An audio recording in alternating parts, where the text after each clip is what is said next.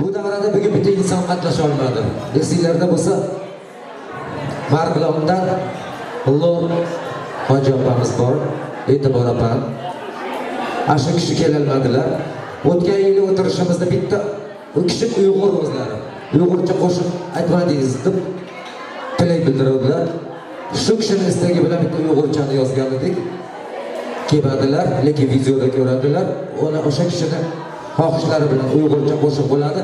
Xohlaganlar davraga turib, mazza qilib bitta Uyg'urcha qo'shiqqa raqs tushamiz. Olqish.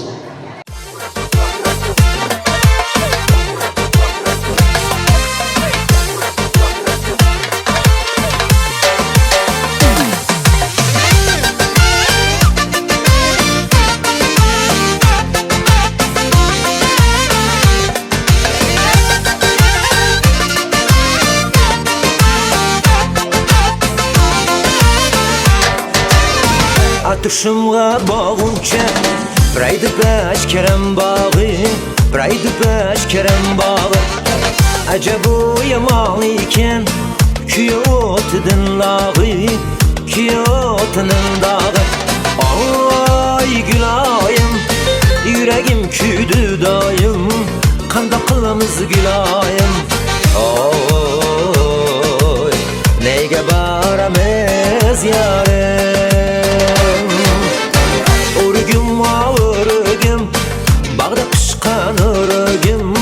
Bağda pişkan örgüm Sen yarımı görmesem Çıdamaydı cörgüm Çıdamaydı cörgüm Ay gül ayım Cüregim küydü dayım Kanda kılımız gül ayım Oy Neyge baramez yarım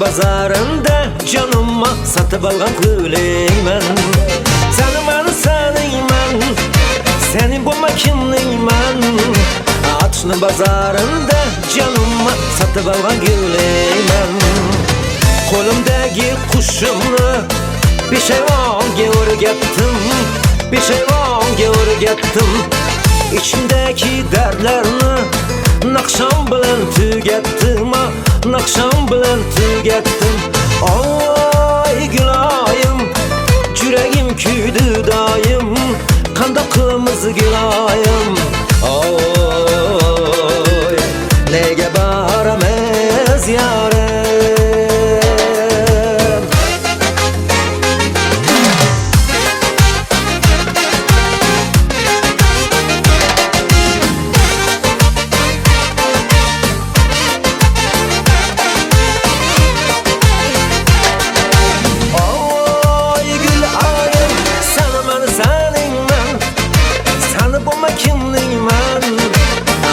Bazarında canıma satıp algan güleymen